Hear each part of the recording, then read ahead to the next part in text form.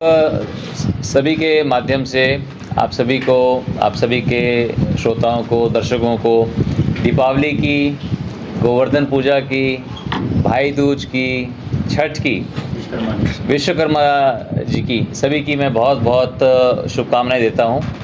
और ये दीपावली सभी के लिए बहुत मंगलमय हो, ऐसी मैं ईश्वर से कामना करता हूं। ये अभी 31 अक्टूबर को सरदार वल्लभ भाई पटेल की हम 150वीं उनकी जयंती मना रहे हैं। और हम सब जानते हैं कि इस देश को मजबूत करने के लिए, इस देश को एकजुट रखने के लिए सरदार वल्लभ भाई पटेल की एक बहुत अहम भूमिका रही।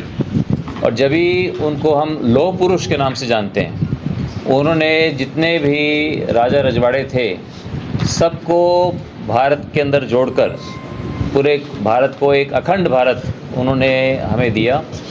और उनकी 150वीं जयंती हम बहुत हर्षोल्लास से पूरे देश के अंदर हम मनाने जा रहे हैं, जिसके अंदर हर वर्ग के लोग उसके अंदर हिस्सा लेंगे।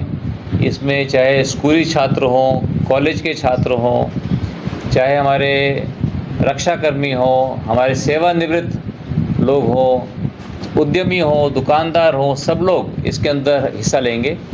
और जगह जगह इसके लिए मार्च का आयोजन होगा, रन फॉर यूनिटी का आयोजन होगा, जिसके अंदर युवा दौड़ के अंदर हिस्सा लेंगे। और उद्देश्य यही है कि जब हम उनके बारे में बात करेंगे, हम उनके चरित्र को और ज़्यादा जानेंगे, लोग वह इसकी बात करेंगे, जगह जगह चर्चा होगी, हम उनके व्याख्यान को सुनेंगे, उनके बारे में पढ़ेंगे, उनके बारे में बताएंगे।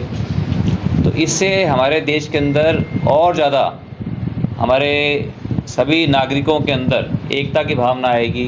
एकजुट रहकर देश को आत्मनिर्भर बनाने की, देश को विकसित बनाने की बात और ज़्यादा प्रबल होगी। तो ये हमारा प्रयास है, जिसके अंदर हम सब लोग जुटे हुए हैं। और पूरी भारतीय जनता पार्टी और बहुत से इसमें सैकड़ों संगठन इसके अंदर जुड़े हुए हैं, जुड़ करके, ताकि इसको हम रन फॉर यूनिटी को और सरदार वल्लभ भाई पटेल के जीवन से प्रेरणा लेते हुए हम देश को कैसे हम आत्मनिर्भर बनाएं, कैसे विकसित बनाएं। और जो माननीय प्रधानमंत्री नरेंद्र मोदी जी ने जो संकल्प लिया है कि देश को 2047 तक, जब हम अपने आज़ादी के 100वीं वर्षगांठ हम मना रहे होंगे, तब हमारा देश एक विकसित राष्ट्र हो और इसमें हमारे देश के लोग सब खुशहाल हों, संपन्न हों। तो यही हमारा प्रयास है। और इसके अंदर प्रयास के अंदर आप सभी हमारे पत्रकार, छायाकार भाई बहनों की इसके अंदर एक बहुत अहम भूमिका होगी। हमारे संदेश को जन जन तक पहुंचाएं, ताकि हम सब मिलकर स्वदेशी अपनाएं। ये भी हमारा एक बहुत महत्वपूर्ण एक मुद्दा है कि हम स्वदेशी अपनाएं, स्वदेशी खरीदें।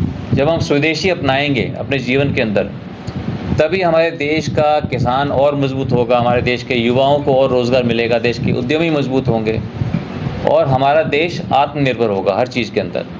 और आत्मनिर्भर जब होगा तो हमें किसी की तरफ देखने की आवश्यकता नहीं होगी, हम खुद संपन्न होंगे, खुशहाल होंगे।